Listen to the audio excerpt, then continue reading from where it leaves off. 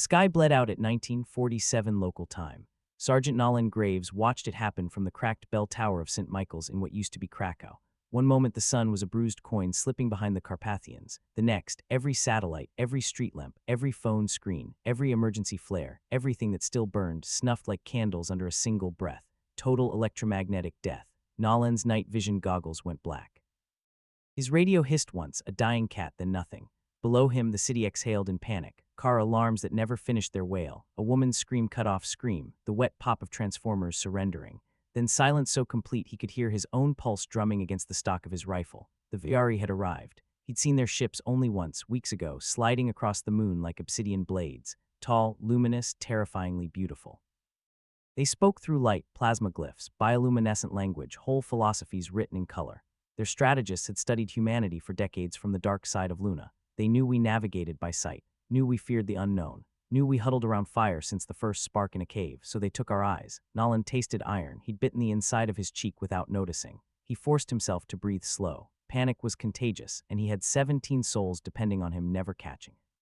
He keyed the bone conduction mic sewn into his collar, trusting old analog vibration more than any circuit now. Graves to all ghosts. Sound off if you're still breathing. Static. Then Private Kowalski, barely 20, voice trembling but steady enough. Ghost 2, Tower South. Blind but breathing, Sarge. Ghost 3, rooftop across the square. Came Corporal Amira Rizak, calm as winter. Stars are gone too. They killed the sky.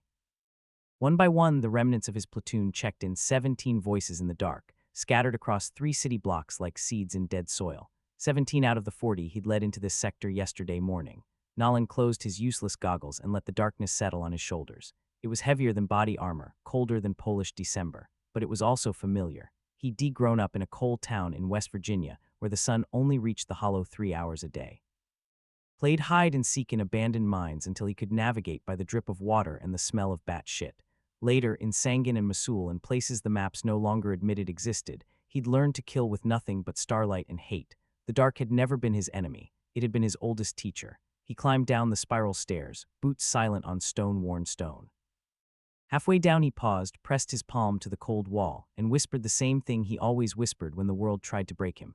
Not today. Not a prayer exactly, more a dare. At the bottom, Specialist Alina Mora waited, blindfolded with her own scarf because her cybernetic eyes had fried in the pulse. She tilted her head, listening. They really did it, she said, wonder and fury braided tight. Whole planet gone dark, like flipping a switch on an ant farm.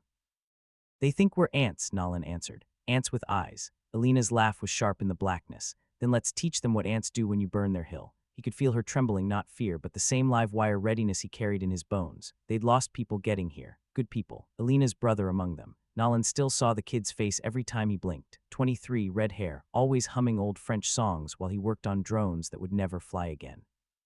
Graves reached out, found her shoulder, squeezed once. She covered his hand with hers, glove against glove, warmth against warmth, and for a single heartbeat the dark wasn't empty.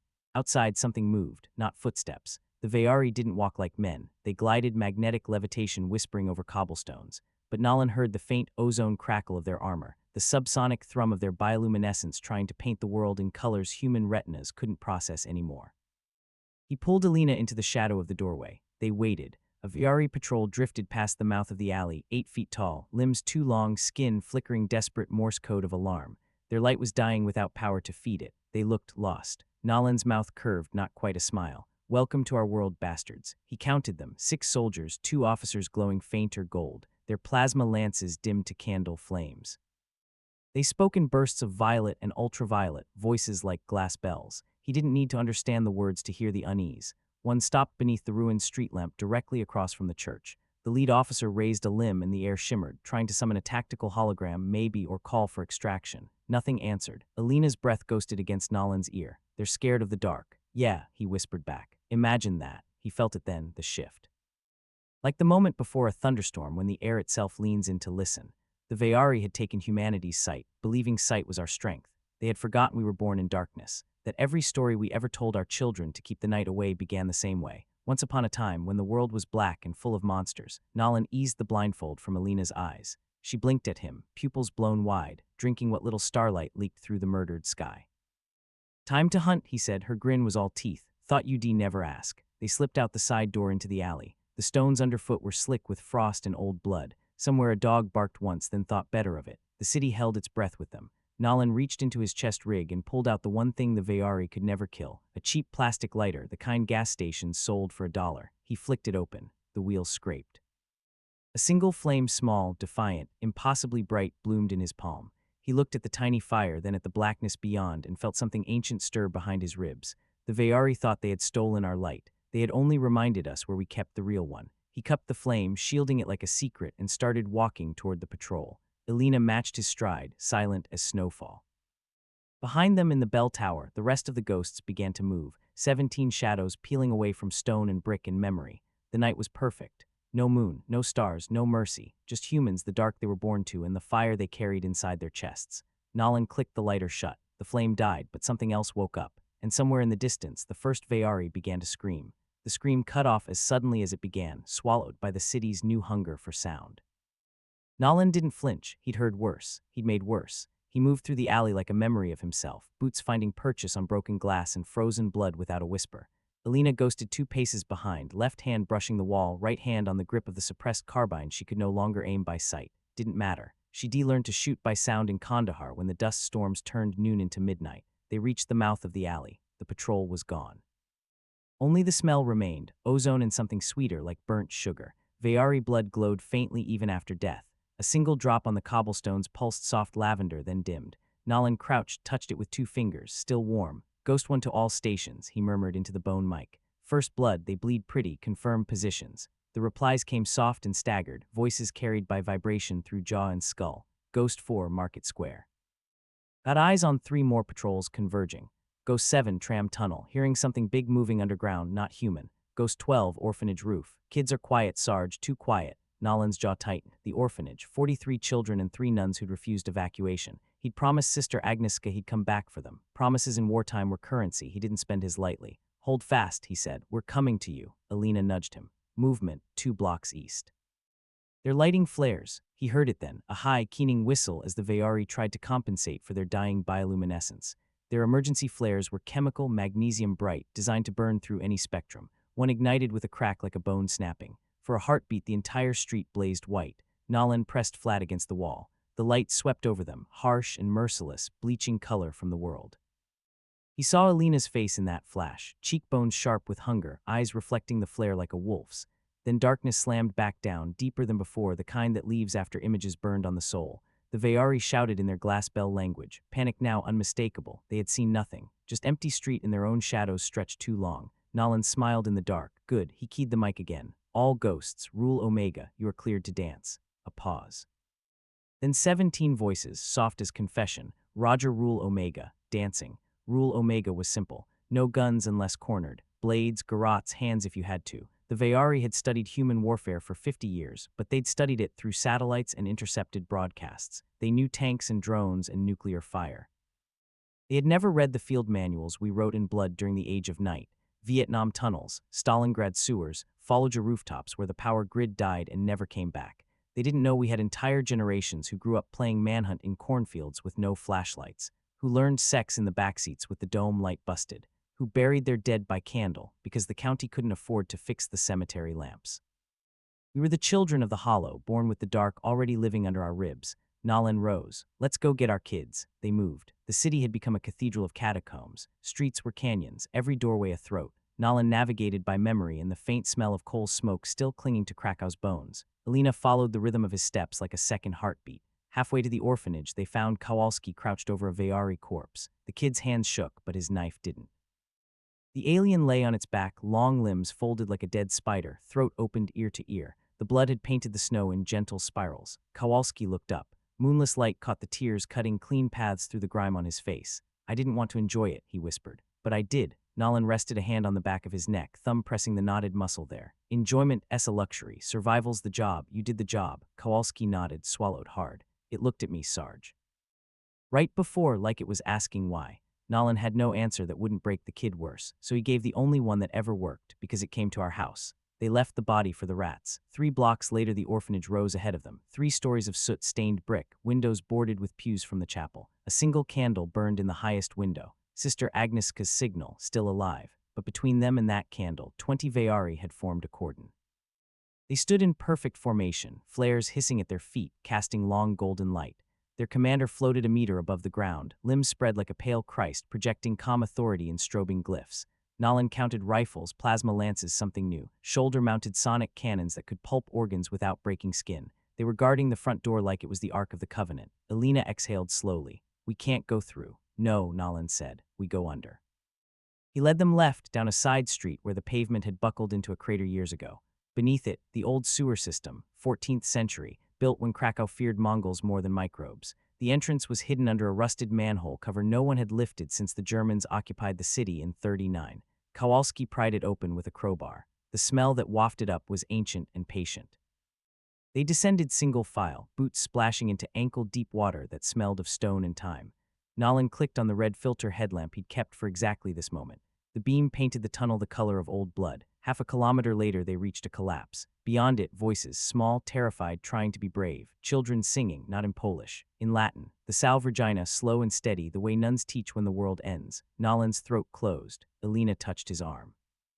"They're keeping them calm." He nodded once sharp. Then he knelt, pressed his lips to the mud-slick wall, and spoke just loud enough for the stone to carry. "Sister, it's Graves." The singing stopped mid-note, a pause, then a voice papery but unbroken. "Sergeant, we wondered if God had forgotten us." "Ma'am," Nolan said. "He sent the only angels he had left." Soft laughter on the other side, watery but real. "We're coming through," he continued. "Might get loud, keep them low." "God is loud sometimes," Sister Agnieszka replied. "We are ready." Nolan stood, looked at Elena, at Kowalski, at the darkness waiting above. He pulled the rosary from around his neck, old wood beads worn smooth by his mother's hands and then his own, kissed the crucifix once and tucked it into his fist like a knuckle duster. "Remember," he said, "we're not here to win a war tonight. We're here to steal back 43 futures. Everything else is noise." Lena racked the slide on her suppressed pistol. "Then let's make some beautiful noise." They climbed. Above them, the Veyari waited in their circle of stolen light, certain they had cornered prey. They had no idea the dark had teeth, and the teeth were already moving. The tunnel exhaled them into the orphanage cellar like ghosts being born. Nolan came up first, rifle raised, red light slicing the dark. The air was warmer here, thick with candle smoke, and the metallic scent of fear held too long. 43 children sat in neat rows on the stone floor, knees drawn up, hands folded in laps that had forgotten how to be children. Their faces were gray masks, but their eyes tracked him with perfect trust. Sister Agnieszka stood at the front, candle in one hand, ancient Webley revolver in the other. The revolver looked ridiculous against her habit, but the way she held it said she would empty all 6 chambers into anything that tried to touch her flock. She met Nolan's gaze and nodded once. No words, none needed. Behind her, a boy no older than 9 stared at Nolan's rifle the way starving men stare at bread. Nolan lowered the weapon, knelt, and opened his arms. The boy ran to him, buried his face in the crook of Nolan's neck. He smelled like chalk and candle wax in terror. Nolan held him until the shaking stopped. Elena and Kowalski spread out, checking corners, counting exits. Kowalski's breath hitched when he saw the youngest, a girl maybe 4, clutching a one-armed doll. He turned away fast, but not before Nolan saw the tears. "Basement's clear," Elena reported softly. "But they've got the stairwell mined, motion sensors, Veyari tech. One wrong step and the whole place becomes a tomb." Nolan eased the boy back to the floor. "Then we don't step wrong." He moved to the stairs. The sensors glowed faint blue, alien glyphs pulsing like dying fireflies. He studied them the way his father once studied deer tracks, patient, reverent, lethal. "Ghost 1 to all stations," he whispered into the bone mic. "We're inside. Package is secure. Need a distraction in T-4 minutes. Make it biblical." A chorus of soft affirmatives. Then Amira's voice, velvet and venom. "Copy that, Sergeant. Exodus is my favorite book." Nolan turned back to the children. "Listen up. We're going for a walk, underground. There's a river tunnel that comes out near the Vistula. From there we move to the forest. You do exactly what Sister says, exactly when she says it. No talking above a whisper. If you get scared, you hold the hand in front of you and you pray. Quiet prayers. God's got good ears." A small girl in the front row raised her hand. "Will he hear us in the dark?" Nolan crouched again. "Sweetheart, he invented the dark. He's been waiting down here the whole time." She considered this, then nodded solemnly and took the hand of the boy beside her. Sister Agnieszka extinguished the candle. Darkness swallowed them whole, gentle and absolute.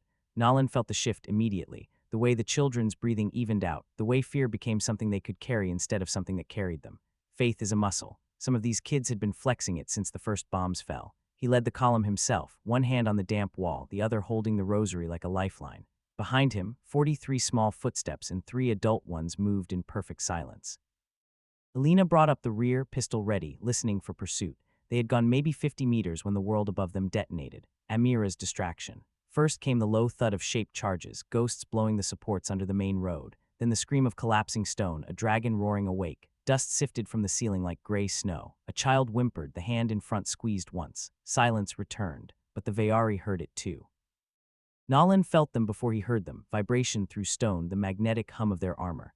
They were coming down the same stairwell, fast, light flaring back to life now that panic overrode power conservation. He keyed the mic. They're in the building. Accelerate. The tunnel narrowed. Nolan had to turn sideways, rifle slung, children passing between his legs like water. He counted them as they went 1, 2, 3, 43. Sister Agnieszka, Elena, Kowalski, all accounted for. Then the lights found them. A Veyari flare burst in the stairwell behind, flooding the tunnel with chemical white. Shadows fled. For one frozen second, Nolan saw everything. The children's pale faces turned toward the light like flowers. Elena spinning to cover the rear, Kowalski stepping in front of a living shield. The lead Veyari appeared at the junction, 9 feet tall, armor blazing, plasma lance already charging with a sound like tearing silk. Elena fired first. Suppressed rounds, thwip thwip thwip, sparked off the alien's chest plate. It staggered but kept coming. Kowalski screamed something wordless and charged, knife raised like a crusader. The Veyari backhanded him casually. Kowalski flew 5 feet and hit the wall with a sound Nolan felt in his teeth. Nolan moved without thought. He dropped his rifle, drew the combat tomahawk from his back, and stepped between one heartbeat and the next he was on the alien. The lance swung toward him. He ducked inside the arc, felt the heat kiss his cheek, and buried the hawk in the joint beneath the armpit where the armor gapped. The Veyari shrieked. A sound like glass bells dropped downstairs. Violet blood sprayed, hissing where it touched stone. Nolan ripped the hawk free and brought it down again and again until the creature folded like wet paper. More light poured in. 3 more Veyari, lances leveling. Nolan grabbed Kowalski by the drag handle and hauled him backward. The kid's eyes were unfocused, blood at his mouth, but he grinned.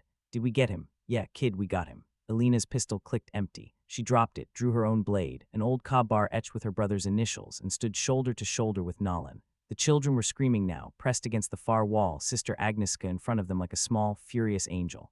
Nolan looked at the 3 towering aliens, at the lances glowing white-hot, at the 43 futures behind him.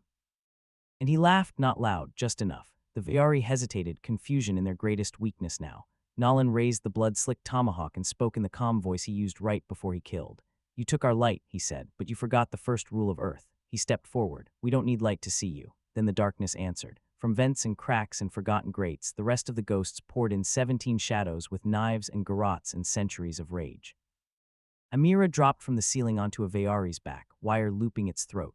Another ghost, Petty Officer Chen, slammed a magnetic mine against a lance barrel and dove away before it cooked off in a silent blue flash. The tunnel became a butcher's pen. When it was over, 6 Veyari lay broken and dimming. Not one human bullet had been fired after Elena's magazine ran dry. Nolan knelt beside Kowalski. The kid was coughing blood but conscious. Still with me, always, Sarge. A wet grin. Tell my mom I wasn't scared. You tell her yourself. Nolan hoisted him in a fireman's carry. Kowalski was heavier than he looked. They moved again, faster now, the smell of alien blood thick as incense. Behind them, the flare finally burned out. Darkness returned, gentle, familiar, and entirely on humanity's side. They reached the river tunnel 20 minutes later. The water was black and fast, smelling of snowmelt and old stone. A makeshift raft waited, tires and doors lashed together with comma wire. Ghost work. Nolan loaded the children 2 by 2. Sister Agnieszka went last, pressing something into his hand as she passed, a small wooden crucifix warm from her grip. For when the dark feels too heavy, she said. He closed his fist around it. The current took them. Above, Krakow burned with alien light and human defiance. Below, 43 small voices began to sing again, this time not Latin, but an old Polish lullaby about a mother who finds her child in the forest no matter how deep the night. Nolan sat at the rear of the raft, steering with a broken oar, Kowalski's head in his lap, the crucifix cutting into his palm like a promise. And for the first time since the sky went out, he felt something vast and quiet leaning over his shoulder. Not luck, not chance, something older than stars listening. The Vistula carried them like a secret it had kept since the glaciers retreated. Nolan sat in the stern, one hand on the makeshift tiller, the other resting on Kowalski's chest to feel the stubborn rise and fall. The boy's breathing was shallow, wet, but steady. Every exhale by exhale, he refused to die. Nolan took it as a personal favor from God. The river was wider than he remembered, black glass under a sky that had forgotten how to shine. Snowflakes drifted down, each one a silent white moth that melted the instant it touched the water. The children huddled together under scavenged blankets, 43 small islands of warmth in a world gone cold. Sister Agnieszka moved among them, touching foreheads, whispering blessings, telling stories about saints who walked through fire and came out singing. The stories were half remembered and half invented, but the children leaned into them like plants toward a window. Alina sat opposite Nolan, cleaning alien blood from her kabar with a strip torn from a dead Veyari's cloak. The fabric smoked faintly where it touched the steel. She worked in silence, methodical, the way some people pray. After a while, she spoke without looking up. You ever think we're just delaying the inevitable? Nolan watched the snow vanish into the river. Every damn day, she nodded, as if that was the only honest answer she'd ever been given. But tonight, he added, the inevitable can wait its turn. She glanced at him then, eyes reflecting the faint glow of the crucifix in his fist. You still believe he's watching? Nolan considered the question the way a man considers a loaded gun pointed at his heart. I believe something is, he said finally. Something that gave lungs to a dying kid and a river to 43 orphans. Call it what you want. Alina, I'm just glad it's on our side tonight. She went back to cleaning the blade. Amen, she said, so softly the river almost missed it. They drifted for hours. The city's burning silhouette receded behind them, replaced by the dark shoulders of pine forests that had stood since the Teutonic Knights bled here. Occasionally a Veyari searchlight swept the sky far upstream, thin white blades cutting nothing but cloud. Each time, the children ducked lower, and Nolan felt the raft sink a fraction under the collective held breath. Then the light moved on, and the night folded back over them like a blanket. Near dawn, though there was no dawn anymore, only a gradual thinning of black to charcoal, the river widened into a lake the locals called the Eye of Mary. Legend said a statue of the Virgin had sunk here during the Swedish deluge and never been found. Fishermen still claimed to see her face under the water on Christmas Eve. Nolan steered toward the northern shore where reeds grew thick as spears. Hidden among them was a pre-war hunting lodge the ghosts had claimed weeks ago.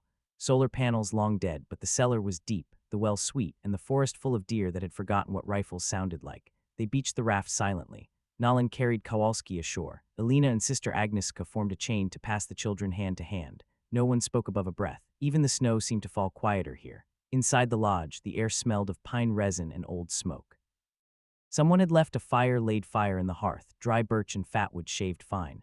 Nolan laid Kowalski on a cot near it, then struck a match. The flame caught instantly, greedy and golden. For the first time in days, human light filled a room. The children stared at it as if it were a miracle. Maybe it was. Sister Agnieszka knelt, made the sign of the cross over the flames, and began to pray aloud in Polish. The words were ancient, worn smooth by centuries of frightened voices. The children joined in, small voices rising and falling like birds learning to fly. Nolan stepped outside to post watch. The forest was silent but not empty. He felt eyes, human eyes, tracking him from the tree line. Friendly. He raised 2 fingers to his brow in salute. Shapes detached from the pines, 4 ghosts in winter camo, faces blackened, carrying a stretcher made of branches and ponchos. They laid their burden at Nolan's feet. Another Veyari, alive, barely. Its armor was cracked and dark, bioluminescence reduced to a dying pulse along the seams. One limb was missing below the elbow. Violet blood had crusted black. Its helmet was gone, revealing a face too beautiful for the pain twisting it. High cheekbones, eyes like molten silver filmed with shock. It looked up at Nolan and spoke in perfect, accented English. You are the Dark Walkers. Its voice was wind chimes dragged across gravel. Nolan crouched. That's one name for us. The alien's chest hitched. We studied your species for 50 cycles. Your wars, your art, your fear of night. We thought if we took the light, you would kneel. Nolan glanced at the lodge window where firelight painted warm rectangles on the snow. Children's silhouettes moved inside like paper cutouts in a lantern. We did kneel, he said quietly. Every night for 1,000,000 years. Then we stood up and made our own. The Veyari's eyes flickered, something like wonder, something like grief. Your God fights for you. Nolan thought of Kowalski breathing through broken ribs, of 43 orphans singing in a sewer, of a river that carried them exactly where they needed to be. I don't know about fights, he said, but he hasn't left the room yet. The alien's glow dimmed further. Then perhaps yours is the greater light. Its chest stilled. Nolan stayed crouched a long time, snow settling on his shoulders like forgiveness he hadn't earned. When he finally stood, the ghosts were waiting. Orders, Sarge? Amira asked. He looked south where the horizon still flickered with distant Veyari searchlights. We rest today, he said. Tomorrow we teach them what fear really looks like. Amira's smile was thin and sharp. Fear is our playground, right? No, Nolan corrected. Fear is the gate. What's on the other side, that's ours. He turned back to the lodge. Through the window he saw Alina lifting Kowalski's head to give him water. The boy's eyes were open, tracking her with something close to worship. Nolan felt the crucifix in his pocket, warm as a heartbeat. Inside, the children had begun a new song, not a hymn this time, but an old partisan song from the forests of 44, about wolves in winter and how the wolves always won. He stood in the doorway and let the voices wash over him. The snow kept falling, soft and relentless, covering the alien corpse, the blood in the raft, the tracks they'd left behind. By morning, there would be no sign they'd ever been here. Only the fire burning steady, and 43 small hearts learning that darkness could be a blanket instead of a shroud. And somewhere far above, in a sky that belonged to the enemy, something vast and quiet kept watch, not because humanity was good, but because humanity refused to quit. The lodge slept under 6 inches of new snow, the kind that muffles the world until even heartbeats seem loud. Nolan did not sleep. He sat on the wide porch with his back to the log wall, rifle across his knees, watching the forest breathe. Every few minutes he clicked the red lens of his headlamp once, short, long, short. The ghosts answered from their blinds with the same pattern. All clear, all alive. Inside, the fire had burned down to a bed of rose-red coals that painted the great room in slow pulses of light. Children lay curled like puppies under blankets and coats. Sister Agnieszka moved among them, adjusting a blanket here, brushing hair from a fevered brow there, humming the same 3 notes over and over until the room itself seemed to breathe with her. Kowalski was stable. The kid had a punctured lung, 3 cracked ribs, and the kind of concussion that made his pupils different sizes, but his heart kept its stubborn rhythm. Elena had sewn him up with fishing line and a sewing needle sterilized in vodka. He'd woken once, looked at her bent over him in the firelight, and whispered, "You're prettier than the angels, Frenchie." She'd told him to shut up and drink the willow bark tea or she'd knock the rest of his teeth out. Then she'd held the cup to his lips with hands that trembled only after he fell back asleep. Now she sat beside Nolan on the porch steps, sharing the silence and a tin cup of snowmelt coffee strong enough to wake the dead. They didn't speak for a long time. Words felt borrowed in the presence of so much quiet. Eventually, Elena said, "I keep thinking about what that dying one told you, that they studied us 50 years and still got it wrong." Nolan sipped the coffee. It tasted like burnt rope and grace. "They watched the wrong channels," he said. "Satellites and Hollywood and 24-hour news. They saw the lights of our cities and thought that was the fire. They never looked in the cracks. Never saw the kid in Detroit who learns to hot wire cars at 10 because the streetlights are always shot out. Never saw the villages in Afghanistan that fight by moonlight with weapons older than their grandfathers. Never understood that every human alive is descended from the ones who walked out of Africa carrying nothing but fire and stories." He tilted his head back, let snowflakes melt on his tongue. "We're not a species that conquered the dark," he said. "We're the species the dark couldn't conquer."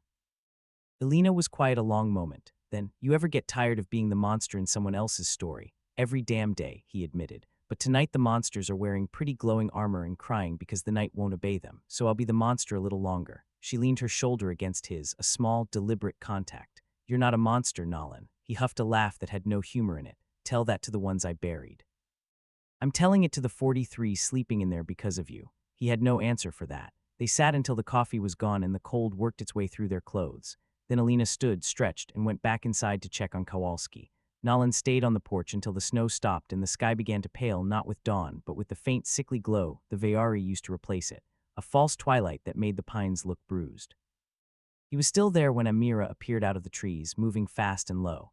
She dropped to a knee beside him, breath pluming white. "Company," she said. "Big one. They've got a walker, 80 meters tall, quadruped plasma array on the back, coming up the old logging road. ETA 40 minutes, maybe less." Nolan's stomach went cold and still. "Infantry, 200, give or take, full light rigs. They're burning forest to make a corridor. Figure they traced the river." Of course they had. The Veyari were many things, but stupid wasn't one of them. He stood. "Wake the others. Quiet, we evacuate in 5. Amira hesitated. "Sarge, there's nowhere to run, not with the kids, not in daylight." He looked at the lodge, at the warm windows, the thin curl of smoke from the chimney, the small footprints already softening under fresh snow. "Then we don't run," he said. "We teach them the second lesson." She waited, he told her. Her eyes widened, then narrowed with something that might have been awe or terror. "You're insane." "Certified," he agreed. "Get moving." She vanished into the trees. Nolan went inside. The children were already stirring, Sister Agnieszka's doing. She met his eyes across the room and read everything there in a single heartbeat. "How long?" she asked. 35 minutes. She nodded once, as if he'd said they were out of milk. "Then we had best hurry." They worked with the calm of people who had already died once and found it wasn't so bad. Blankets became slings. Candles were snuffed and pocketed. The fire was smothered until only embers remained. Kowalski was lifted onto a stretcher, biting back screams so the children wouldn't hear. Nolan gathered the oldest 6 kids, ages 10 to 13, around the hearth. "I need you to be wolves," he told them. "Real ones. Can you do that?" They nodded, solemn and fierce. He handed each a road flare and a box of matches. "When I say," he told them, "you run into the forest and you light these. One every 100 meters, make a circle around the lodge, then you come back here and you hide in the root cellar with Sister. You do not come out until you hear my voice or the angels singing. Understand?" The tallest boy, Janik, missing 2 front teeth, saluted with grave precision. "Yes, Sergeant." Nolan ruffled his hair. "Good wolves." The rest of the children were led out the back, single file, into the drainage culvert that ran under the logging road. Elena carried the smallest on her back. Sister Agnieszka brought up the rear, rosary clicking softly with every step. Nolan watched until the last blanket disappeared into the dark. Then he turned to the 8 ghosts who remained. They didn't need orders. They fought beside him long enough to read the shape of his silences. They stripped the lodge bare, furniture stacked against windows. Cooking oil poured across floorboards. Propane tanks from the kitchen dragged to the center of the great room and valves cracked open. Ammunition crates opened, rounds dumped into metal bowls like deadly potpourri. They worked fast, reverent, the way men prepare a funeral pyre for something they love. When it was done, Nolan stood in the doorway and looked back once. The lodge looked almost peaceful in the false twilight, cozy, warm, a place where stories were told and children grew tall. He pulled the pin on a white phosphorus grenade and rolled it gently across the floor. Then he walked out, closed the door softly behind him, and did not look back. The forest swallowed him.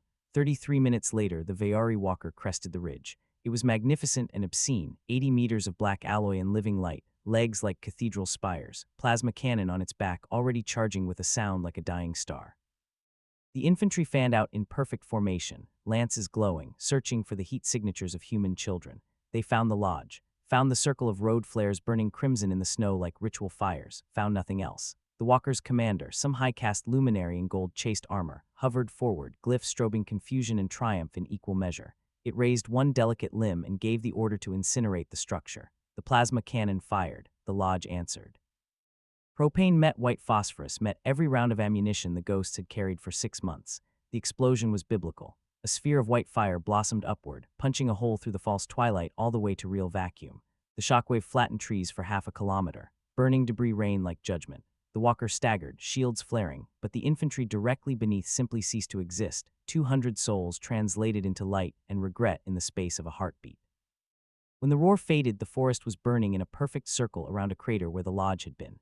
And from that crater something rose, not smoke, song. 43 children and one old nun standing in the drainage culvert a safe half-kilometer away, singing the Salve Regina at the top of their lungs. The Veyari commander stared, glyphs stuttering across its armor in patterns no translator would ever decipher. Because for the first time it understood, humans didn't fear the dark. We weaponized hope, and somewhere in the burning trees, 8 ghosts began to move again, shadows within shadows, carrying knives in the memory of a warm room that had chosen to die so children could live. Nolan watched from a ridge, snow settling on his shoulders like ash from a world reborn. He pressed the crucifix to his lips and whispered the only prayer he had left. Thank you for the fire. The forest burned for 3 days, not a wild, mindless fire, but a disciplined. The ghosts had planned it that way. Fire breaks cut weeks earlier, backburns lit at precise intervals. The flames marched in perfect ranks, consuming only what the humans wanted consumed. Pines cracked like rifle shots. Sap boiled and popped. The air tasted of resin and judgment. Nolan watched from a granite outcrop 2 kilometers north, binoculars pressed to his eyes until the heat shimmer made the lenses useless.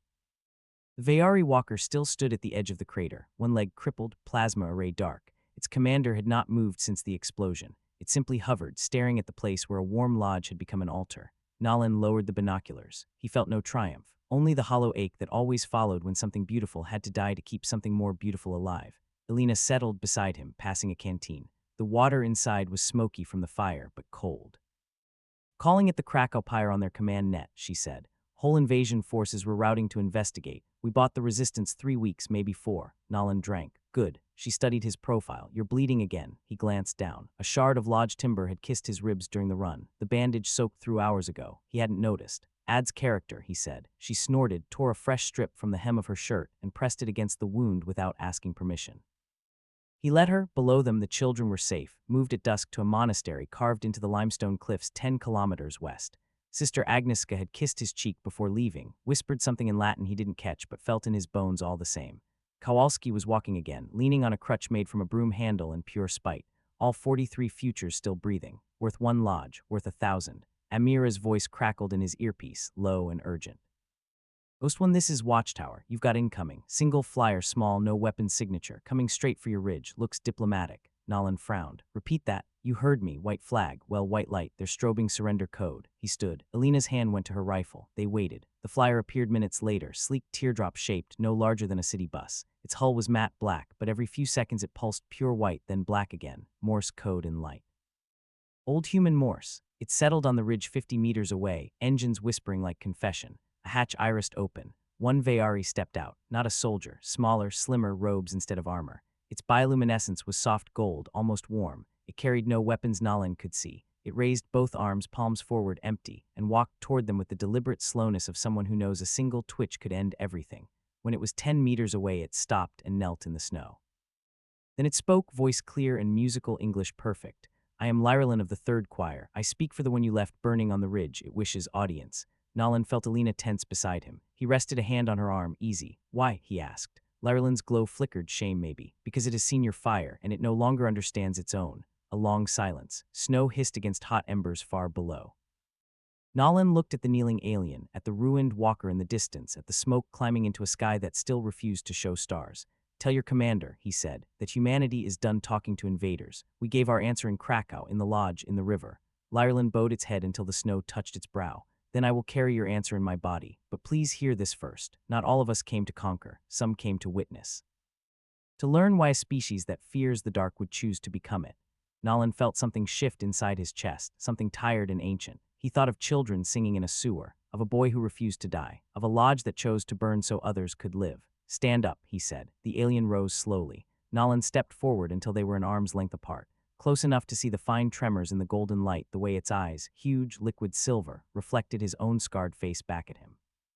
"You want to learn why?" he asked quietly. "Because the dark isn't empty, it's full of us." He reached into his pocket, pulled out the small wooden crucifix Sister Agnieszka had given him, and pressed it into Lyrelin's hand. The alien stared at the rough carving, Christ's tiny, agonized body, arms spread wide on splintered wood. "This," Nolan said, "is what we do with darkness. We hang our hope on it, then we set it on fire so the next ones can find their way." Lyrelin closed long fingers around the crucifix. Its glow shifted, gold to rose to something softer, almost human.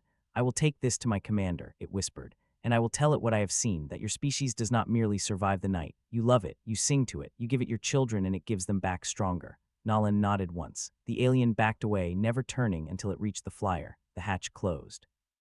The craft rose silently and banked south, toward the burning walker and the smoke that wrote humanity's name across the sky. Alina exhaled a cloud of white. "You think it'll matter?" "I think," Nolan said, "that even angels can change their minds when they see the face of God in a burning house." She bumped his shoulder. "You're getting poetic, Graves. Blame the smoke." They turned to leave the ridge.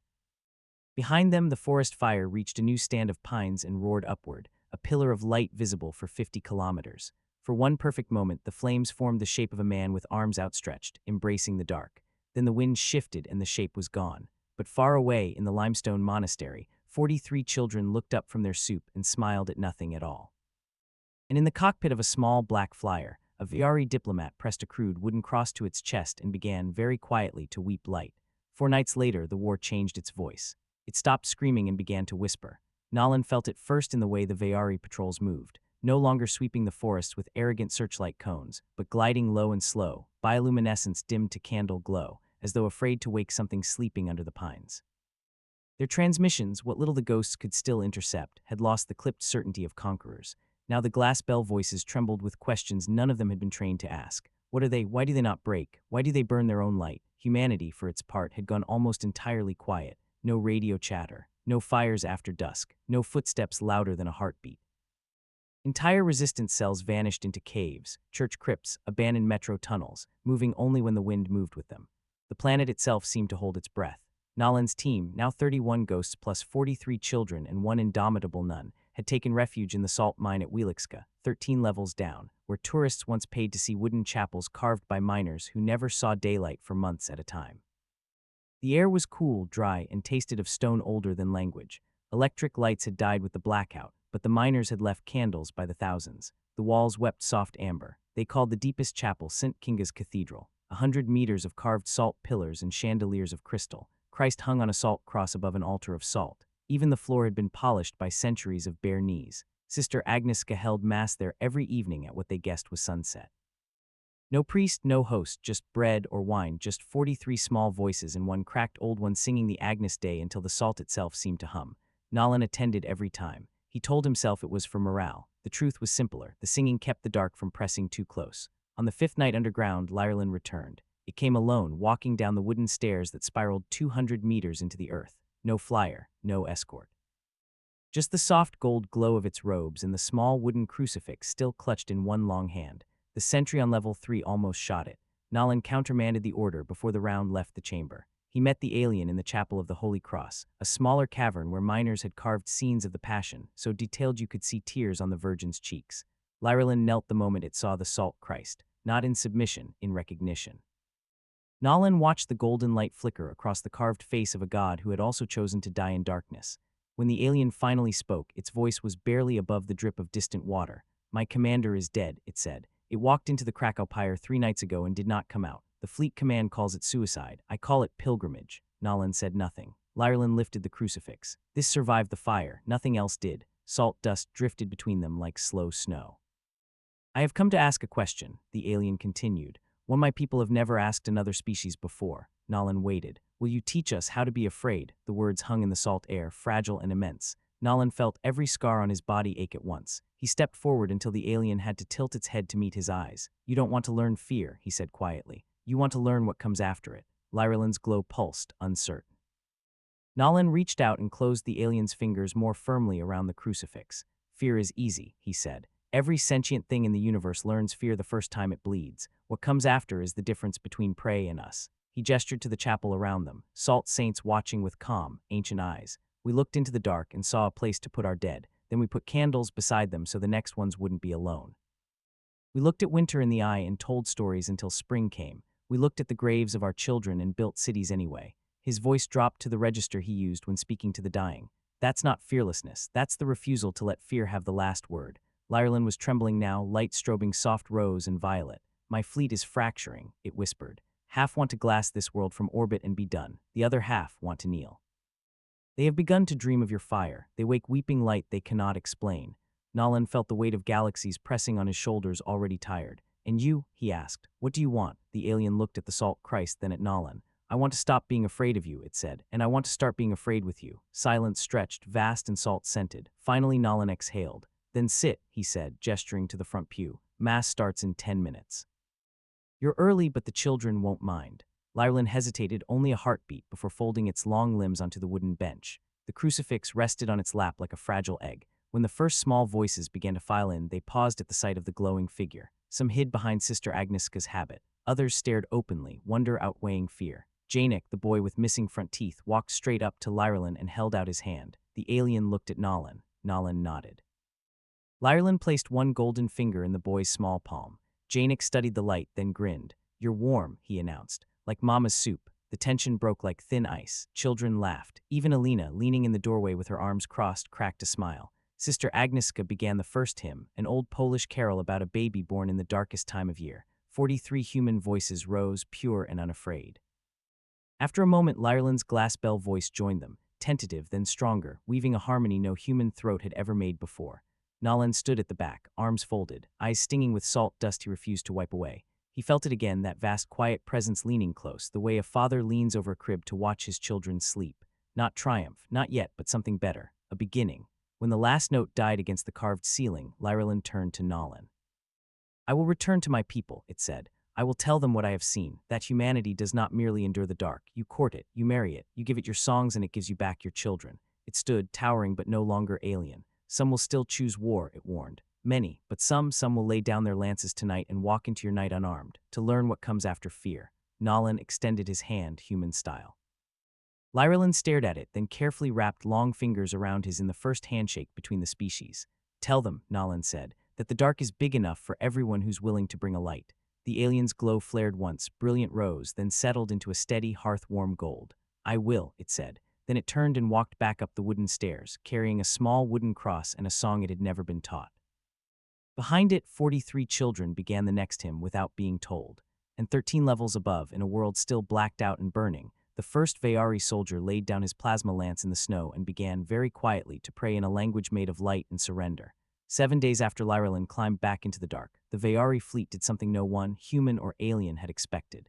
They turned their lights off, not the tactical dimming of frightened patrols. Every ship, every walker, every soldier still on the ground. At 03:14 Universal, the false twilight that had choked Earth for weeks simply ended. The sky opened. Real stars returned, cold and merciless and perfect. The Milky Way spilled across the heavens like spilled salt on black velvet. For the first time in a month, children on every continent looked up and saw home. Nolan saw it from the mouth of the Wieliczka mine, standing beside Alina while the ghost stared upward as if the universe had just apologized. Kowalski, still on his crutch but refusing help, whispered, "Jesus, Sarge, it's beautiful." "Yeah," Nolan answered, throat raw, "it's terrified. Because beauty, when it comes from an enemy, is rarely mercy. Sometimes it's awe." They learned the truth an hour later. Single Veyari shuttle descended through the newborn starlight, engines silent, running lights extinguished. It landed in the clearing outside the mine without permission or threat. The ramp lowered. Lyerland stepped out, flanked by 6 others in plain robes the color of candle flame. None carried weapons. They knelt in the snow, not in surrender, in request. Lyerland's voice carried across the clearing, soft enough that the pines themselves leaned in to listen. "We come to ask for sanctuary," it said, "not for all. Only for those willing to learn what comes after fear. There are 4,312 of us. We have laid down our arms. We will accept any condition, any judgment. We only ask to walk in your night." Behind Nolan, rifles rose, safeties clicked off. He raised a fist, hold. He walked forward alone until he stood over the kneeling aliens. Snow hissed against his boots. "Sanctuary," he repeated. The word tasted strange. "You invaded our world, killed millions. And now you want sanctuary." Lyerland bowed until its forehead touched the snow. "We mistook your darkness for weakness," it said. "We have learned it is a womb, and we are tired of being unborn." Nolan looked past it to the shuttle. Through the open hatch he saw more hundreds, packed shoulder to shoulder, bioluminescence dimmed to almost nothing, eyes wide with something that looked disturbingly like hope. He felt Alina come up beside him. "They're serious," she murmured. "I can smell it on them. Like ozone before lightning, they're terrified and they've never been more alive." Nolan closed his eyes. He thought of the lodge burning, of children singing in sewers, of a boy who should have died but refused, of a god who kept showing up in the exact shape of impossible survival. He opened his eyes. "Stand up," he said. The 7 rose slowly. "You want to walk in our night?" he asked. "Then you walk by our rules. First rule, the dark belongs to everyone who brings something to it. Second rule, you harm one child and the dark takes you back, permanently." Lyerland's glow flared once. Agreement, gratitude, terror. "We accept." Nolan turned to his ghosts. Lower weapons. Rifles came down, reluctant but obedient. He faced the aliens again. "Then welcome to Earth," he said. "Population, whoever's still breathing and willing to share the fire." That night the salt mine filled with light, not Veyari plasma, but candles. Thousands of them carried up from the tourist shops and storerooms. The carved chapel blazed like a star fallen underground. Humans and Veyari sat side by side on salt benches. Children climbed into alien laps without fear. Janik taught Lyerland how to make a shadow puppet of a wolf. The alien's long fingers shook, but the wolf on the wall was perfect. Sister Agnieszka led a hymn that had no words anymore, only breath and heartbeat. The Veyari joined in with harmonics that made the salt crystals ring like bells. Nolan stood at the back, arms crossed, feeling the centuries shift under his boots. Alina leaned against him. "You just started a new species," she said quietly. "No," he answered. "I just reminded an old one what family feels like." Later, when the candles burned low, Lyerland found him in the corridor outside the chapel. It held out the wooden crucifix, now polished smooth by alien fingers. "This belongs to you," it said. Nolan shook his head. "Keep it. You're going to need it more than I will." The alien closed its hand around the cross. "We have begun transmitting a message to the fleet," it said. "A single image, the Kraków pyre, the children singing. This chapel tonight. We tell them, come unarmed or do not come at all." Nolan felt the weight of that settle on the world. "And if the rest choose war," Lyerland's glow dimmed to a steady, solemn gold. "Then we will stand with you," it said. "In the dark you taught us to love." Nolan looked at the alien, really looked, saw the tremor in its limbs, the awe in its eyes, the way it held the crucifix like it might break if it breathed wrong. He reached out and gripped the alien's shoulder, human hand on alien robe, warmth to warmth. "Then God help the ones who still choose war," he said, because the night just got bigger. Above them, in orbit, the Veyari fleet began to fracture. Some ships powered weapons, some powered engines to flee. And some slowly, reverently began turning their lights off, one by one. On Earth, in a salt cathedral lit by 10,000 candles, humans and former enemies sang together until the stone itself forgot which species had carved it. Outside, the stars looked down and, for the first time in recorded history, did not feel alone. The sun rose again on the 42nd day after the blackout. No one had ordered it. No human council, no Veyari fleet command, no hidden switch in some orbital fortress. At 06:12 Central European Time, the electromagnetic shroud that had strangled every photon on Earth simply dissolved. The sky bled from black to bruised violet to impossible gold.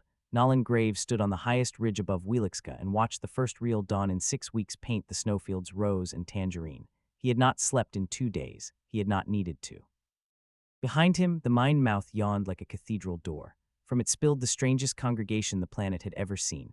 Children riding on glowing Veyari shoulders, nuns walking arm in arm with former soldiers whose armor now hung in the chapel as relics, human ghosts laughing at jokes told in light language that hurt the eyes to watch but felt like mercy to hear. They gathered on the hillside in silence at first. Thousands now, the 4,312 defectors, and every resistance fighter within 50 kilometers who had heard the rumor and come to see if it was true. When the sun crested the Carpathians, a sound rose from the crowd.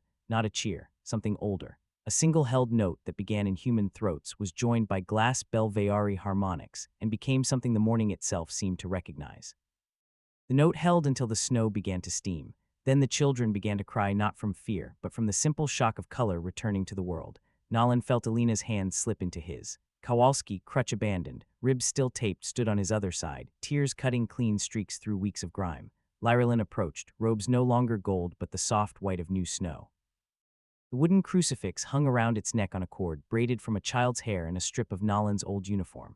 It stopped an arm's length away and bowed, not the bow of a subject, but of an equal. The remainder of the fleet has left orbit, it said. Some fled, some were destroyed themselves rather than face what they had become. A few, very few, asked for coordinates to join us. We told them the same thing you told me, come unarmed or do not come at all. Nolan nodded. He had expected nothing less and nothing more. Lyrelin's gaze lifted to the sunrise. Its light shifted through every color a human eye could name and several it could not. We thought we were bringing enlightenment, it said quietly. We did not understand that light is not the opposite of darkness. Courage is. Nolan looked out over the hillside. Janik was teaching a cluster of Veyari younglings how to make snow angels. Their wings of light left molten patterns in the snow that steamed and refroze into glass. Sister Agnieszka stood with her arms around two former enemy officers, all three of them weeping openly at the simple miracle of a day that belonged to no one and therefore to everyone. Alina squeezed his hand once. You gonna make a speech, Sergeant? She asked, voice thick. Nolan huffed a laugh that hurt in all the best ways. No, he said. Speeches are for people who still think words win wars. He stepped forward, pulled the battered lighter from his pocket, the same cheap plastic one he had carried since Krakow, and flicked it open. The wheels scraped. The tiny flame bloomed small, defiant, impossibly bright against the dawn of an entire world. Every voice on the hillside fell silent. Nolan held the lighter high. This, he said, voice carrying without effort, is what we brought into the dark. Not weapons, not technology, not even hope, though God knows we carried that too. We brought this. He turned the lighter so the flame danced between him and the sunrise. A fire small enough to die in a breath and strong enough to teach stars how to burn. He clicked the lighter shut. The flame vanished, but the sunrise remained, and every soul, human and Veyari, understood in the same heartbeat. The dark had not been defeated. It had been invited in, given a chair by the hearth and taught to sing. Nolan turned back to the crowd. Now, he said, we go home, all of us. And we start teaching the daylight what the night already knows. A roar went up then, not of triumph, but of recognition. Children ran laughing down the slope. Veyari rose into the air on wings of soft light, spiraling with human fighters who had not flown in weeks. Someone started singing the Salve Regina again, and this time the mountains themselves joined in. Nolan stayed on the ridge a moment longer. He pulled the rosary from his pocket, beads worn smoother than ever, and let it slide through his fingers one last time. Then he laid it gently on the snow. The sun touched it, and the wood glowed like it had its own heart. He did not say thank you. He did not say goodbye. He simply turned and walked down the hill toward the laughing, singing, impossible multitude that was already rebuilding the world one shared breath at a time.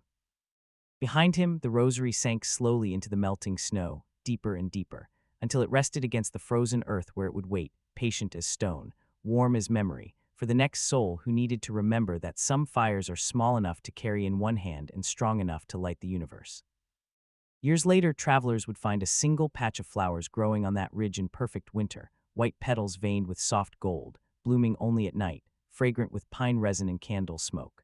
They called them Graves lilies. And pilots, human and Veyari both, flying over the Carpathians on the darkest nights of the year, would sometimes look down and see a tiny flame hovering above the ridge, steady and unafraid, as if someone had left a lighter burning for the stars. No one ever found the body of Sergeant Nolan Graves. Some said he walked into the forest and became the dark he had loved. Others swore they saw him years later in a village market, older, laughing, buying bread for children who glowed softly at the edges.